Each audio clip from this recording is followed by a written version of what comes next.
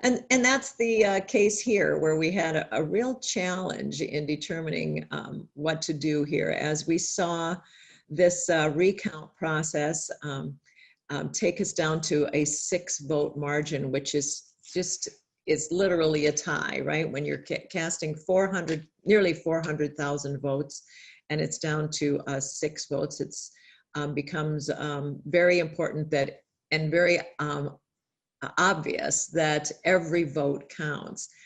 And so as we went through that recount process, it became clear that not every vote got looked at, not every vote got counted.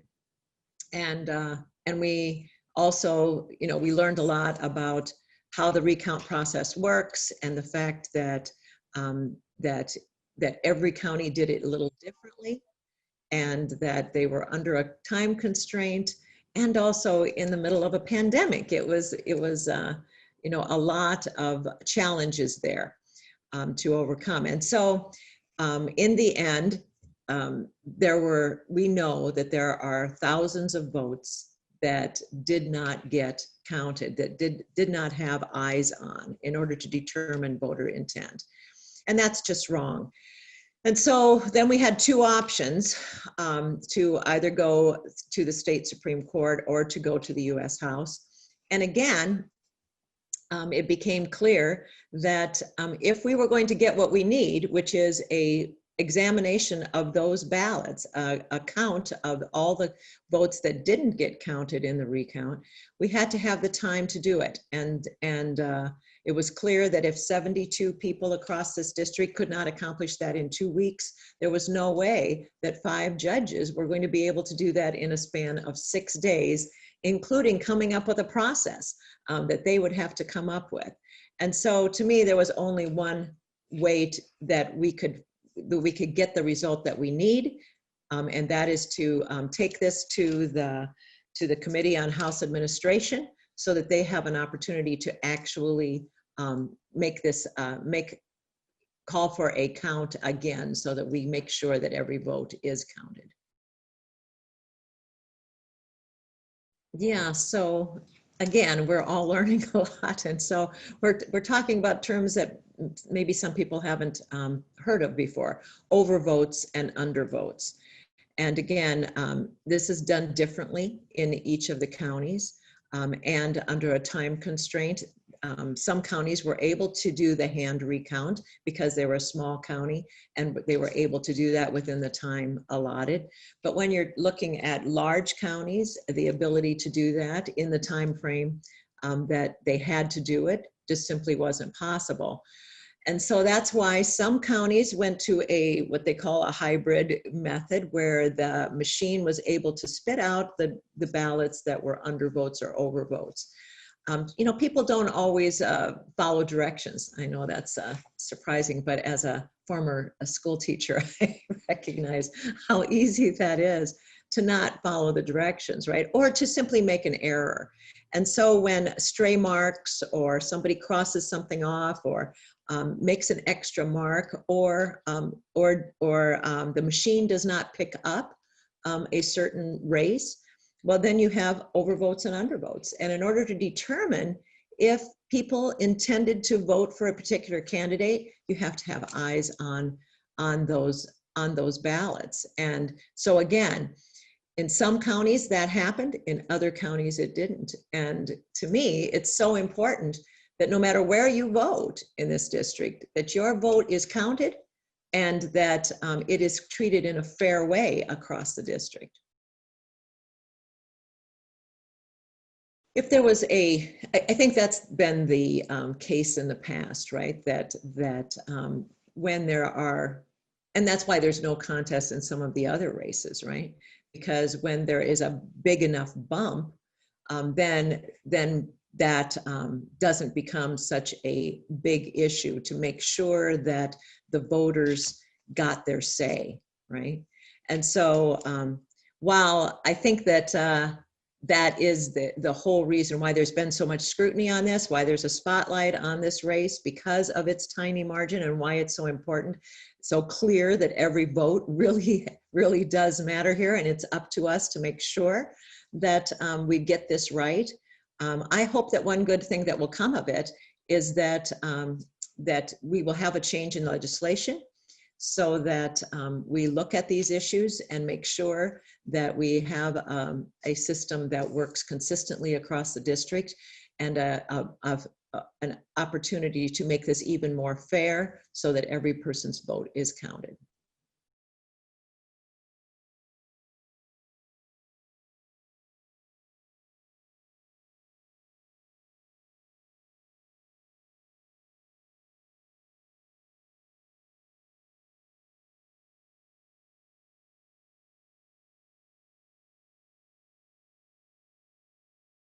The reason I chose to go to the House was, first of all, that is the clear option to us. We could go one way or the other. And when I looked at the way it would work at the state, to take it to the state Supreme Court, it's the time constraint that's the problem. The fact that in that law, it says that that decision by those 5 judges has to be done by December 8th. There is no way that we can get the solution that is appropriate here, which is to make sure that every vote gets counted. And again, if 72 dedicated people who worked very hard and gave their time and their effort could not get that job done in 2 weeks, there is no way that 5 judges can get that done in 6 days. And so that, to me, there was only one possible way to make sure that we get this right, and that is to go this route through the U.S. House.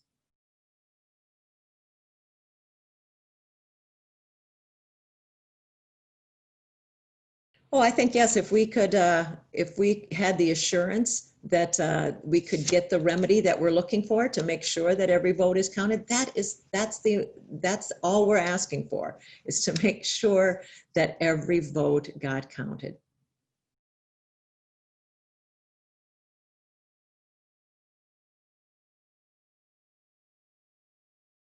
Again, I think that the important thing here is that every vote is counted, and we have to have the ability to have the confidence in this system that if you cast a legal vote in this district, that it was counted accurately. And when we know that that did not happen, and you know, my opponent, you know, Senator Miller-Meeks, said that on the Iowa Press show the other night, that she knows that there were legal votes cast for her that did not get counted.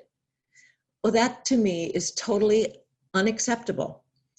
You know, we rely on this system as United States citizens, that we hold our ability to have elections in a fair process. We hold that dear. It's so important to us. And so we have got to stand up to make sure that that is true, that our votes are being counted.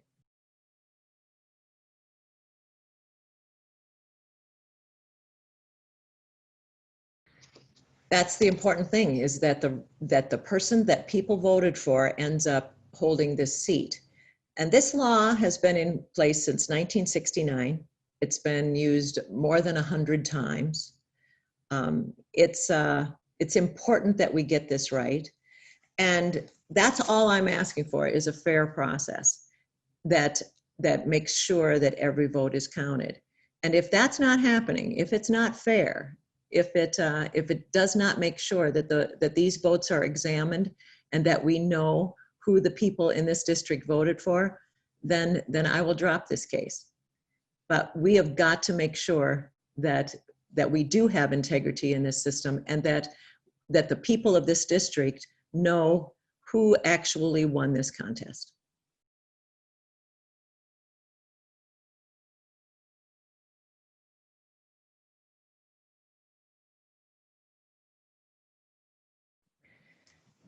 So I think that, yes, both Senator Miller-Meeks and I are pursuing the same pathway there. We're both doing what we have to do in order to be able to hit the ground running when this contest is determined. And so I think that that's the responsible thing to do, and we need to make sure that that we have the right person seated, and that that we move forward accordingly.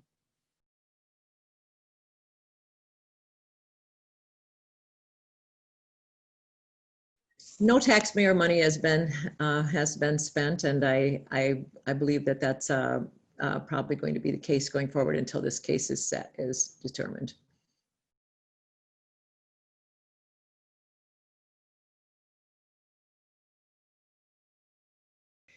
This is a decision that's totally up to the House, so we'll see what happens there.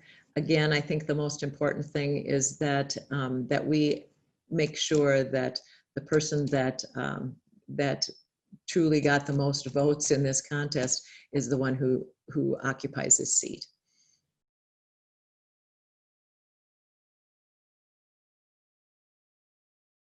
Not the same thing at all. You know, we have a tiny little margin here. You know, it's 6 votes out of nearly 400,000 cast. You know, the percentage is so small.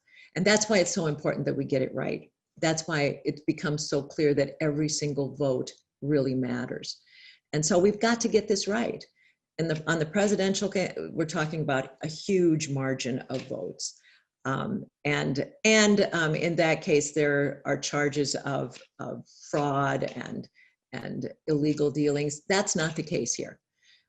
We are just talking about the process itself and making sure that people's votes were counted. No comparison, I think, between the two.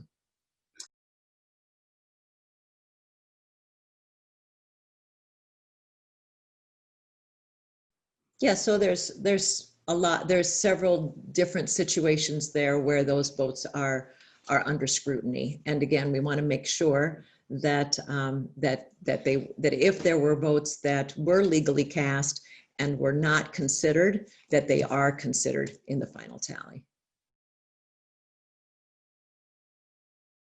Absolutely not, no. I just really appreciate this opportunity, Rachel, to get people to understand what is at stake here. That this is a process that that people want to make sure we get right. It's so important that every vote is considered accurately. And you know, we've run this campaign from the beginning, talking about how important it is that every voice is heard, that the people of this district know that they are being heard. And if there is one place where their voice is truly needs to be heard, it's at the ballot box. So that's why we want to make sure that we continue to make sure that every person's ballot counted.